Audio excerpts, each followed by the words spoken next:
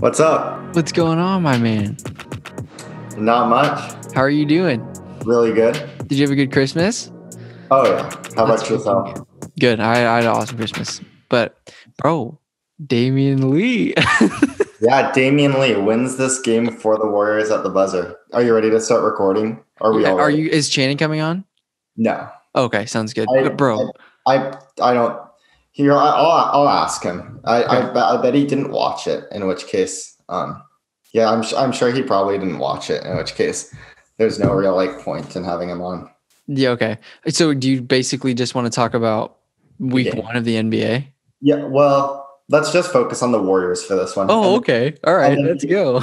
Maybe in the next few days we can do a more holistic one and we'll have Shannon on. But okay, really, I wanted to just talk about the Warriors with 75% of the focus being on the game against the Bulls, because I didn't watch the game against the Bucks. I watched their entire game against the Nets, and I watched the entire game today.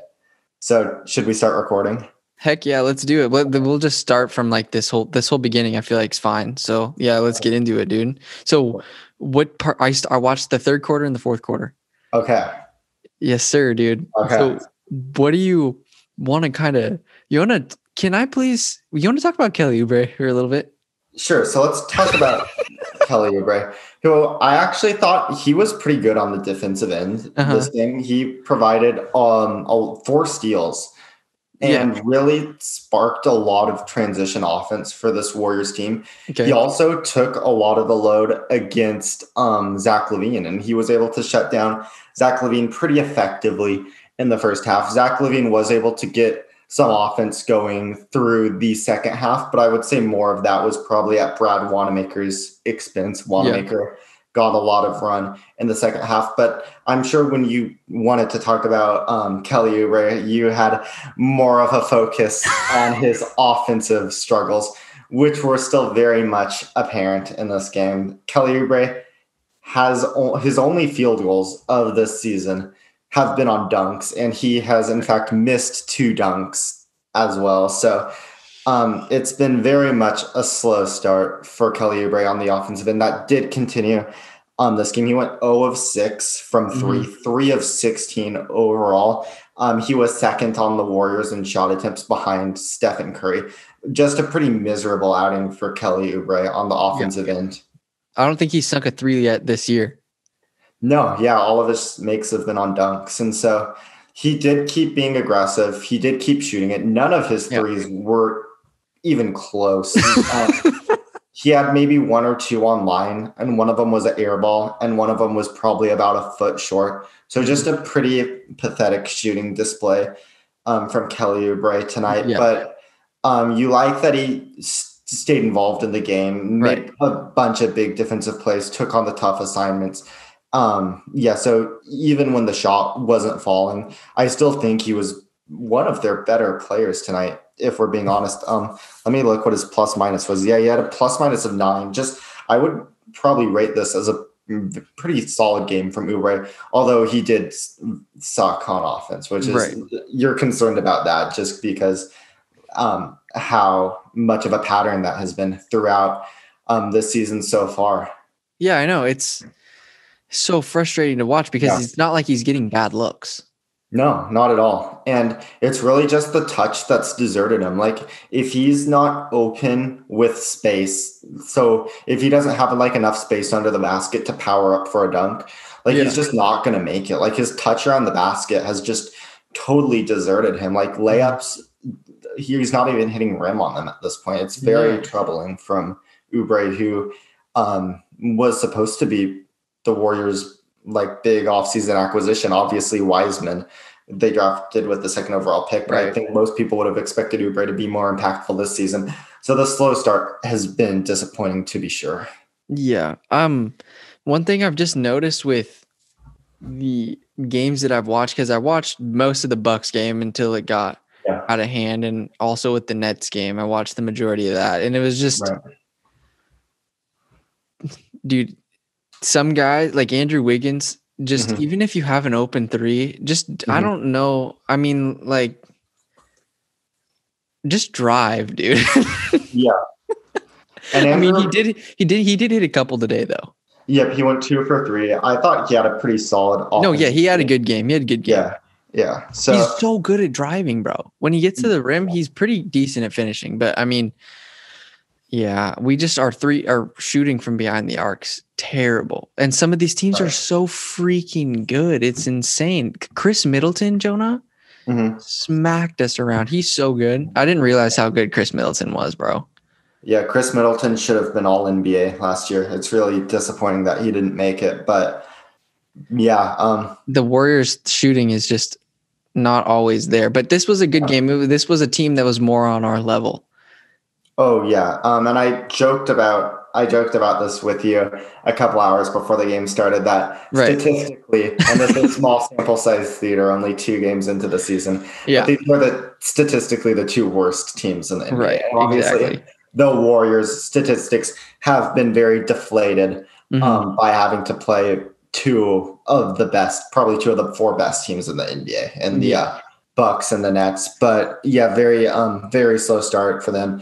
And a slow start for the Bulls, who are 0-2 as well. And for the first 18 minutes of this game, it definitely had that feel. It had the feel of like 2 of the worst teams in the NBA. And as the game went on, Steph Curry started to hit his shots, as did Zach LaVine and some of the supporting cast on the Bulls. And the offenses started to loosen up. And this ended up being more high-scoring game. The Warriors posted an offensive rating of 111.9 and the Bulls an offensive rating of 111.1. So, yeah, so this game ended up being fairly competitive, fairly entertaining. So, I know, dude.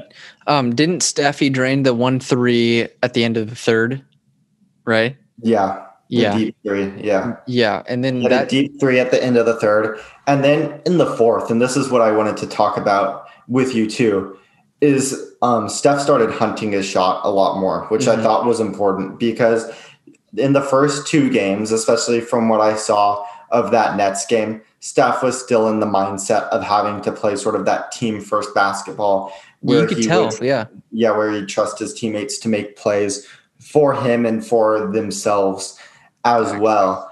And for the last 18 minutes of this game, Steph was about as thirsty as I've ever seen him. Like he was for sure hunting his shot, and it was working. He started off this game, I want to say he was like 3 for 12. He was. He was off to a pretty miserable shooting start, which was carrying over from his first 2 games. He went 2 for 10 in both of those. So once he started getting aggressive in the fourth, I think he finished 5 for 15 from 3. Still nothing to be happy. I'm sure he's not happy about that percentage, but you could really start to see him sort of get into a rhythm in that fourth quarter. And a lot of it was off the dribble. Right.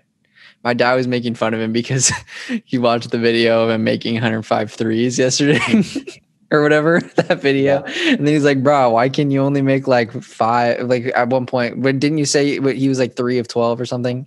Yeah. And he finished 5 of 15. Yeah, dude. It was, I want to take back. I thought I don't know. We got to ride out the season still. We've still got time. We have a lot of room for improvement. When's Draymond supposed to be back? Oh, we still don't know. Okay. There's no timetable yet? He's day to day, so it could be. Oh, okay. It could be next game. It could be in like a couple weeks. So. Okay. What happened to Lauri?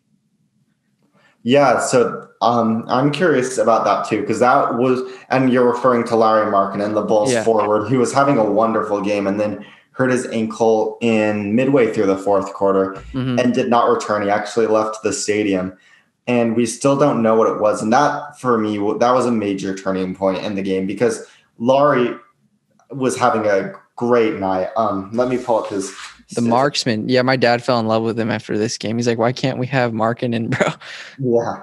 So he was 7 of 13 from the field, 4 of 7 from 3, added in 7 rebounds as well. And he led the Bulls with a plus 13, which actually, as I look at it, was a game high plus 13. So he just had a tremendous game. And you could tell once he was out, it just was not the same for the Bulls offense. To be fair, Markkanen was the beneficiary of some pretty soft defensive matchups.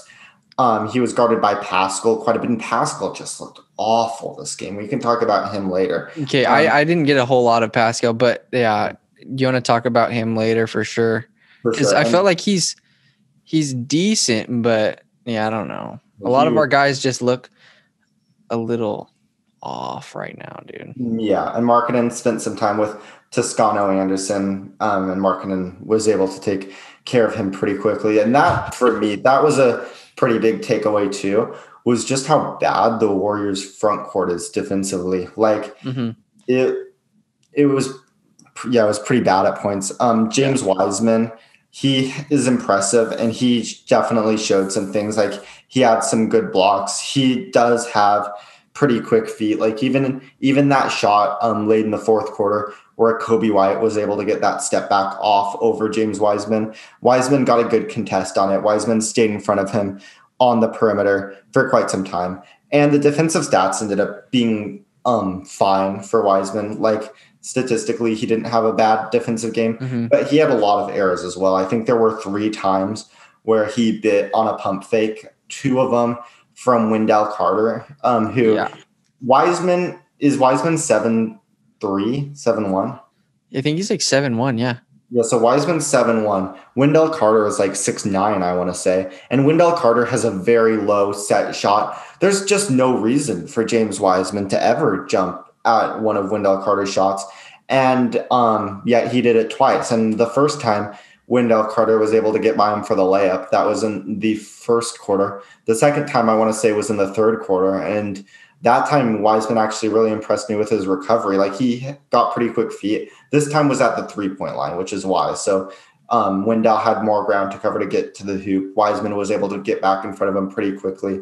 Carter didn't get a shot off on that possession. But as athletic as Wiseman is, and as much as I still believe in his defensive potential, he just has a long ways to go in terms of just awareness and just IQ. Like you should know not to bite at those sorts of pump fakes. Wendell Carter has been having an atrocious shooting season so far. So just no reason for Wiseman to give him the kind of respect he was giving him this game. So yeah. The Warriors definitely got bailed out on a couple possessions because LaVine was he was falling in love with the shot a little bit, which was fine with me because he was taking some deep trays and I was kind of like, okay, I don't know. Because he's not really, I mean, he's really good at everything, it seems like, but he's not really a 3-point guy, right? No, he can definitely shoot the ball a little bit. But yeah. Obviously, But you don't want to, like you were saying, you don't want to just completely forget the method of the offense late in the fourth quarter. And I actually thought LaVine, really did not have his best game. Like you were saying. Yeah, he really fell in love with the shot in the fourth quarter. It seemed like the offense was kind of stagnating a little bit as the Warriors made that big comeback late in the fourth. And part of that, obviously, is due to not having Markkanen on the floor. Obviously, he's such an important piece in terms of floor spacing, especially with as bad as that Warriors front court is defensively. Not having Markkanen, a guy who's a pretty smart mover off the ball and really knockdown shooter at the 4 position, not having that stressing out the defense was a big thing. But yeah, just not a great showing. Well, not a great showing in the fourth quarter by LaVine. He did have some moments late in the third, early in the fourth, primarily during the minutes where it was being guarded by Brad Wanamaker, who I wasn't a huge fan of the game Wanamaker had. He did finish with 4 steals, which is very solid, but overall not a great game for Wanamaker. And LaVine, he basically did what you'd expect him to do. He put up decent scoring numbers. What was his final point total? Yeah, 33 points. So scored a lot, but on 23 shots, he took a lot of iffy shots, like you were saying, in the fourth quarter. So pretty much par for the course for Zach LaVine. Facts. What's Steph's free throw total at yet? It's over 60 in a row now, right? Right. Yeah. So that's freaking insane, dude. Yeah, he broke that record, and then I think he got back to the line a couple more times and didn't miss. So yeah, that's pretty impressive. He never even touches rim too. They're all I know. It's freaking insane. What were you watching the game on. Do you guys have like Comcast, or do you just have like? Do you watch on your phone? The League Pass app on our TV. Oh, okay. Because we were watching it, and was the reception really bad for you? No. Really? Every single time, like every single, I want to say 30 seconds or a minute, it just froze and blacked out and came back. It was the weirdest thing ever. I have no idea why it happened. So stupid. But it was so funny because there was a few shots that came up and it froze. Yeah. Like right before me and my dad were like, is that a make or a miss?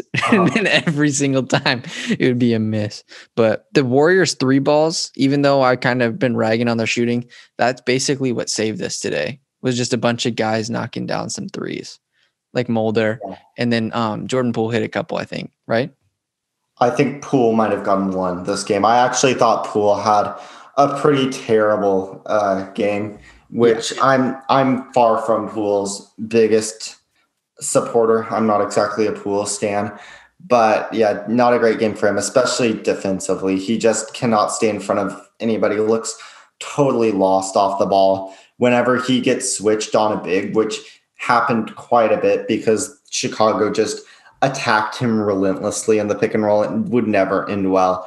And to be fair, Jordan Poole got stuck on the court during what almost lost the game for the Warriors, which was Steve Kerr opting to go with Eric Paschall at center. And I think it was during that run where Wendell Carter might have scored 3 or 4 baskets in a row, all in the paint. One of them was off a pretty nice cut. And then the other 2 were just pick and rolls where he was able to set a good screen and then have the head start into the paint. And that Warriors defense with Paschall at center was just atrocious. Like Paschall had a terrible game. He was able to hit a few jump shots. Let me see what his shooting ended up being. He was 4 for 8 from the field, 1 of 2 from 3, 6 of 7 from the line. So he was playing pretty aggressively, he kind of was just doing his normal Paschall thing on offense. Like he was playing very aggressive, trying to get downhill. He settled for a few mid-rangers, but he initiated a lot of contact. He was playing aggressively. He hit a big 3 in the corner in the fourth quarter. I want to say it was in the fourth quarter. So what you'd expect from Paschall offensively, but the defense was just a very major issue this game. Yeah, dude.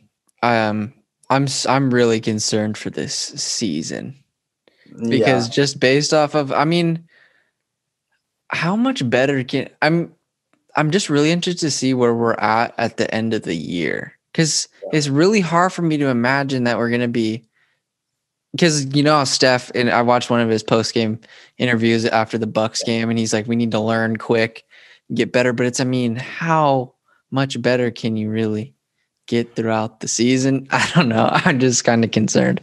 But I don't know. You never know. And I think Draymond Green is going to help.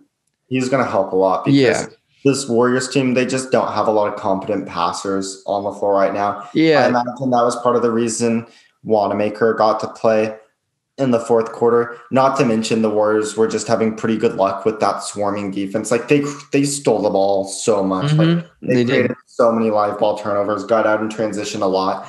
And a lot of that was due just to like the feistiness of Oubre and Wanamaker and even Curry to an extent. Like they're all pretty aggressive defenders. Even if they're not the best defenders, they all just try to go for those steals, try to fluster the offense. And it worked perfectly this game against teams with better backcourts. Like I think the Warriors have a game against the Pistons, but then 2 games against the Blazers coming up. You imagine Lillard and McCollum will just be able to toast that. That's going to be fun. Can't wait. Yeah, that will be fun. It's not going to be close, I don't think, though. But you never know. If Draymond comes back and he's playing well. But yeah, it's hard to expect too much from Draymond just because of how bad he was last year, and he's starting the season off with an injury. It's just we don't know whatsoever what we're going to be getting from him. But theoretically, like front court defense and passing are by far the 2 biggest weaknesses of this group. And Draymond certainly supplies both of those things. Yeah. Now they just need some solid screen setters. And that brings me to a guy who I actually really liked this game, and I'm a big fan of his, Mychal Mulder. What do you think about Mulder? No, yeah, I saw him. He hit, I want to say 2-3 balls, and one was later in the game, and it was a corner 3. Yep. So he was 2 for 6 overall, 2 for 5 from 3. Yeah. Yeah, he's good. He's really good. But I feel, how many minutes did he get?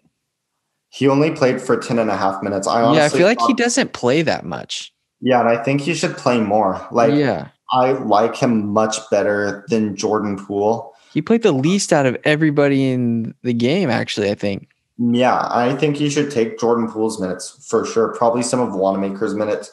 I like playing Lee on the court. Lee just adds another guy who's rebounding. Solid. Yeah, he can rebound. He's capable with the ball in his hands, and he can pass it a little bit. Just another smart NBA player on the floor. But I definitely think Mulder deserves a more prominent place in the rotation too. I just can't wait for this Jordan Poole experiment to end, man. I don't think Jordan Poole's an NBA player. I would be surprised. I'm starting to get that feeling about Eric Paschall too. I think interesting. I think Eric Paschall could be a bench player on a bad team where he could just score, but we'll see. I'm starting to turn on Eric Paschall. He looks so heavy. You liked him last year. I remember you talking about it. You're like, he's kind of good. Well, he got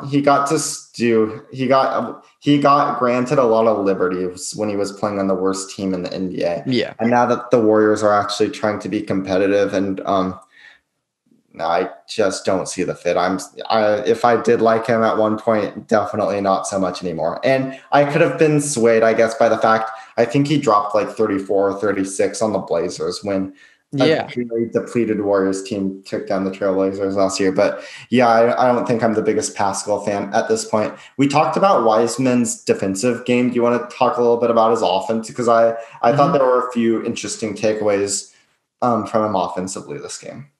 I think he can score at, it's a pretty small sample size, but he's capable of scoring at all 3 levels. Yeah. Which is cool to see out of a big man, especially in today's game. Right. So the 3-pointer, as Wiseman has generated a lot of hype, mostly undeserved, in my opinion, through these first 3 games. The biggest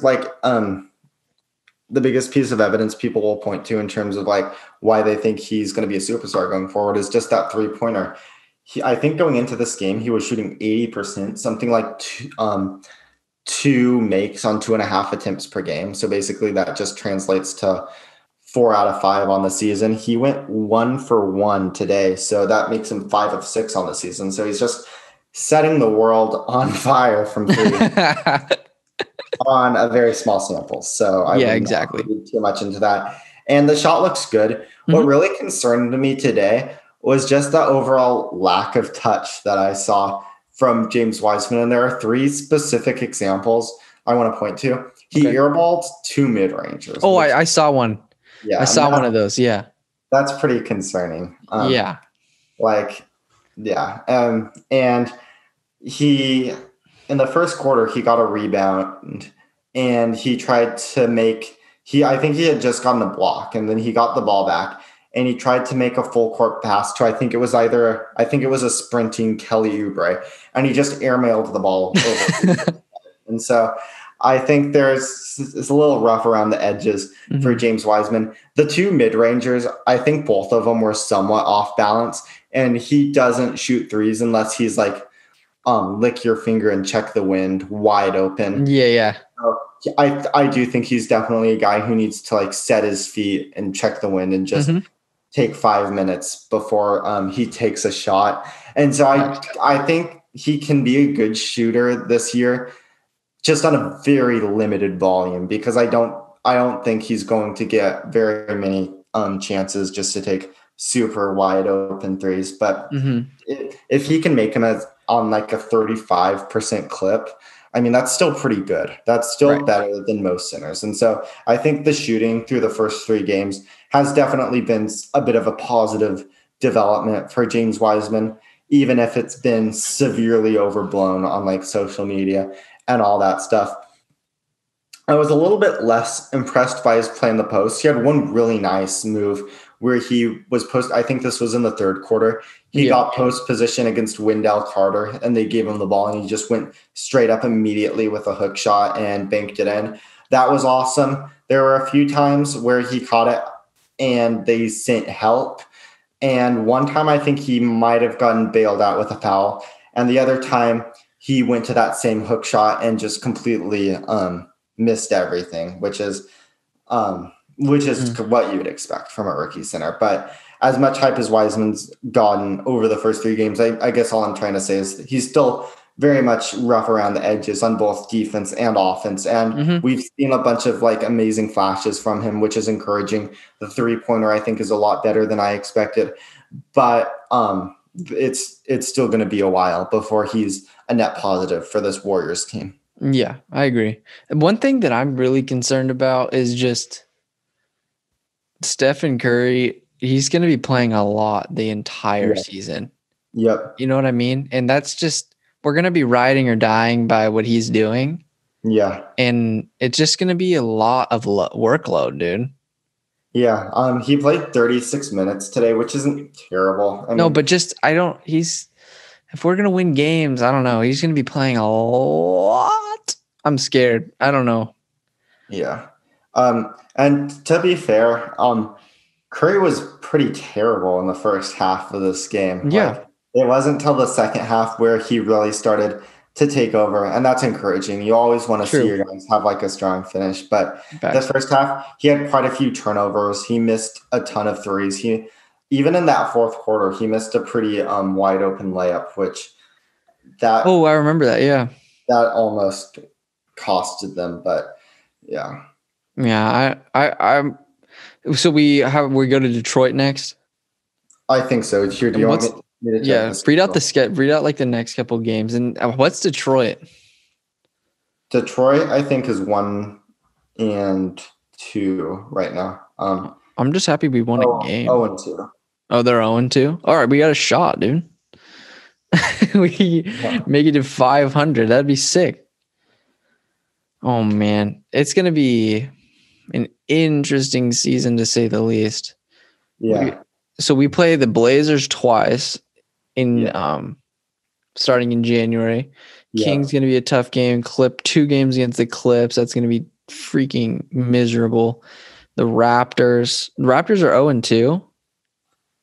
Yeah. Shootsy. Oh my God. And then Pacers are 3-0, bro.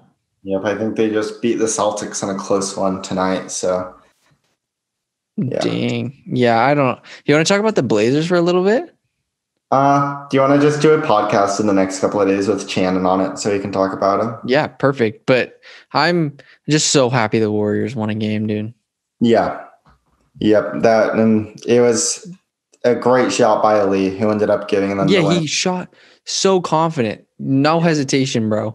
And I think Damion Lee and Mychal Mulder should be more involved in the rotation. Yeah. I would definitely, because here, let me just look. Lee played 20 and Mulder played 10. So that's about 30. Poole played 13 and Wanamaker played 14. So that's 27. I think that rotation should be even more imbalanced towards Lee and Mulder. I just think having both of those guys who are NBA level, like size and shooting, and Mulder actually sets decent screens, which is vitally important to this Warriors team, which is very much starved for players with that skill. Yeah. I just think those two make such a big difference. Mulder this game, he had a plus minus of 0. So not making the biggest impact, like statistically, a lot of that is just due to the fact that he played with a lot of the bench lineups in the third quarter. But he had an offensive rating of 118, a defensive rating of 118. I'd love to see them go back to Mulder even more. I know he's on a 2-way contract, so they can't play him every game. But yeah, he's just a winning player, in my opinion. Mulder's on the 2-way? Yeah, I think so. Oh, boy. Damion's not, though? No, not Damion. Yeah, Mulder. He was last year, though, right? Yeah, I think they converted him to a regular contract at the end of the season. Is that easy to do? Yeah, if you have an open roster spot, it's easy enough. So what is like Nico Mannion doing? He's on a 2-way, but they just haven't chosen to use any of his games yet. Oh, okay. And then, all right, I got it. I got you. All right. I guess before we go, just one last little tidbit. What do you think about Kent Bazemore getting the DNP tonight? Do you think I was surprised. Why is that? He was like the only active guy that didn't play, right? Yeah. Maybe they just think he's sort of redundant with what they get from Wanamaker and Oubre, as just sort of that like frontline steals guy who can sort of disrupt at the point of attack. Yeah, I have no idea. Bazemore, to be sure, has been a liability on offense. Like he turns the ball over a ton. Mm-hmm. He can't really shoot it. And the offense was an issue for the Warriors much of the first half when they kind of struggled and fell behind. And so maybe they just thought the juice wasn't worth the squeeze, especially when they could just play Oubre or Wanamaker. So that would be my best guess. Overall, it's good to get a win. It's good to see Steph Curry find his groove in the fourth quarter. Right. I still have some questions about the Warriors. It's too early for me to like change my predictions or anything. I still need to see what they look like when Draymond comes back. But but so you're already giving up on Poole and Paschall? Paschall, not yet. I mean, it's only been 3 games, man. Give Jordan a chance. It hasn't been 3 games. It's been a season and 3 games. And you remember this better than anybody. I was far from a Jordan Poole supporter last year, so this is nothing new. Paschall's a little newer. I've really been disappointed in Paschall this season, but we'll see how it goes. Thanks for coming on. Thanks for doing this tonight. It's nice to get this like little short one where we can just react. For sure. I think it's funny that you wanted to do one just on the War Dogs. Well, I mean, I was watching the game and I knew you'd be watching it too. So I thought we might as well just talk about it, Facts. One more thing. Yeah. What happened to the Clippers, dude? I don't know. I wasn't watching that game. Did you not watch that game? No. Dang, yeah. I texted Hayden. I was like, bro, I'm pretty sure the Clippers got this one. Freaking crazy. But so do you want to go tomorrow with Shannon? We can talk about, you just want to talk about everything that transpired, or you just want to keep it focused on the Blazers? No, I think we should talk about like all the big storylines, pretty much anything except the Warriors, because we did a pretty good job with the Warriors today. So I see what you're trying to do here. What? Just push the Warriors out. And then no, I'm just kidding. I'm kidding. Team with their own podcast. I'm kidding. But okay. Thank you so much. This was great. Yeah, this was fun. All right. Bye-bye.